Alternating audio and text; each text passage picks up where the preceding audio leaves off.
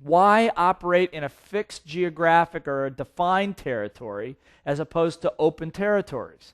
Well, that's also simple if you understand this. In an open territory where anybody can go anywhere, you have no protection, first of all. You could have another sales partner or somebody else crowding right into the same business you're trying to crowd into, which is obviously not a good idea.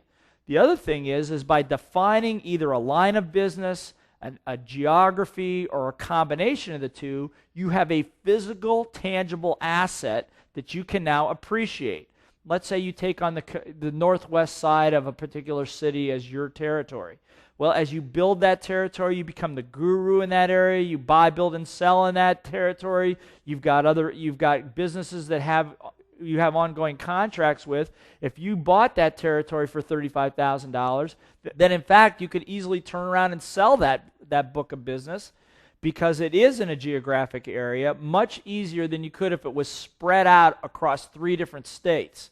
So trust me, I know this. Having been in this business for 15 years, we designed the franchise so that the local area franchise owner is not more than 30 minutes away from the boundary of their territory. Why? Because we know you have a family. Why? Because we know you have a life.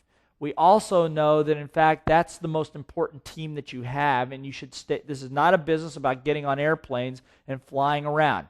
As dramatic and as famous as that sounds, I can honestly tell you that that's not a way to build a good business, because you spend more time traveling rather than being productive.